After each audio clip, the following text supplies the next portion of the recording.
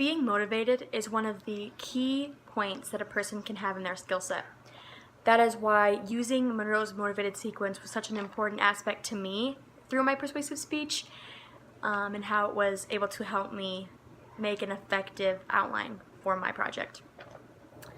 There were 3 perspectives that I explored doing, the first being religion having a place in public schools and being able to use religion more freely. As I started looking into this and digging into it a little bit, I just came to the conclusion that it was too controversial. It would open up too many worms, that I didn't want to give that impression on my audience just yet.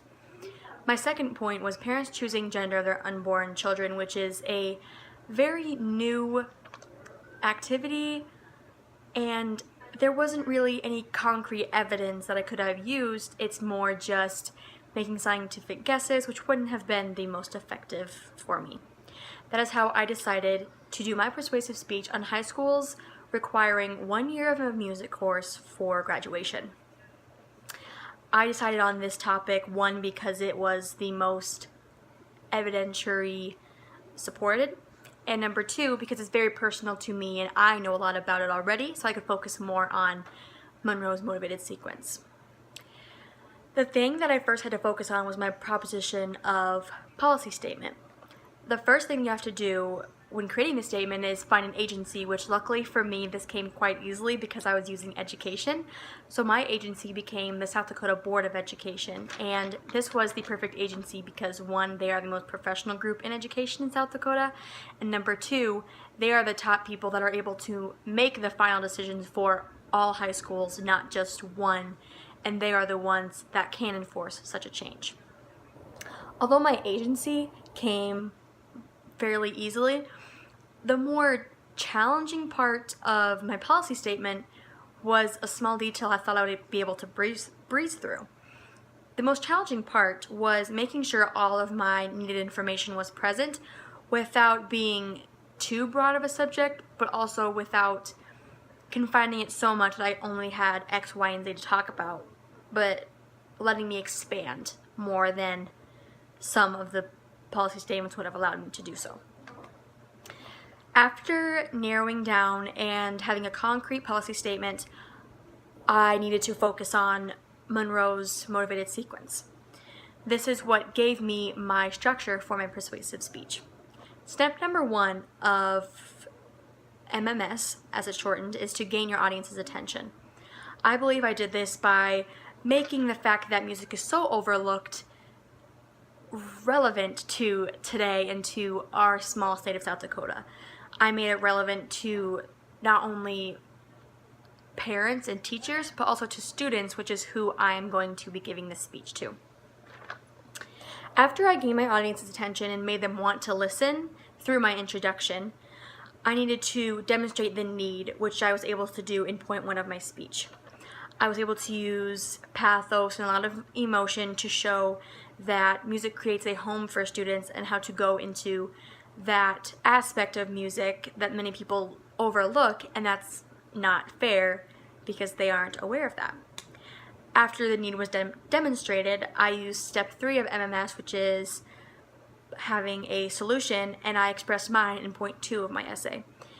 This was taking 1 year of any music class, whether that's choir, whether that's music appreciation, whether that's band, whether that's orchestra, just having music around your life. And I think this is a good solution and a good created one through Monroe's motivated sequence because it's not a huge commitment, but it lets audiences know that they are able to make such a change and try something to have that experience.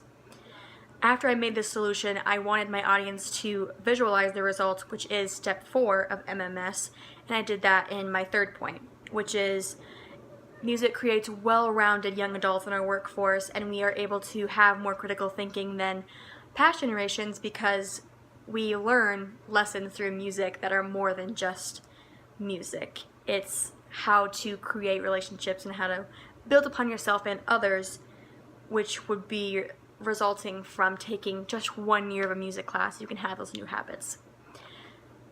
After I have gained my attention, shown the need, shown the solution, and how that can be changed, My fifth step was call to action in my conclusion. All I did in my call to action was ask my audience, not that they need to make this huge change in their life or they have to take a year of music right now, just to consider it and think about it and ponder what it would be like to have these benefits that maybe they overlooked music being able to give them. I think Monroe's motivated sequence allowed me to better connect with my audience and really made my points effective because I had to motivate my audience to listen in every single step, not just beginning and then trickling down to what my own information was. It was staying ethical through this sequence that we learned. The next part of motivating your audience through MMS is showing what the world can benefit from your topic. Now, not only does music help students, help schools, help communities, but once communities intermix that have the same experiences, they're able to make the world a better place because they are better able to connect with people of all areas, of all kinds, because they have this common denominator that is more deep than a math class or a science class. And I was able to really experience that through Monroe's motivated sequence. Although I can say all I want to say and I can give my audience all the information, it's really their support that I need, which I was able to make through just asking them to think about their benefits. It's not something that they have to do, but just giving them that and feeling that they will pass on the information and seeing the spark in their eyes that I believe music creates in people anyways will really help my point be across to my audience as a whole and be very effective, which will motivate me in terms of a speaker, but I want to motivate my audience to move themselves, which I think knowing how to use MMS in my persuasive speech really helped me to do.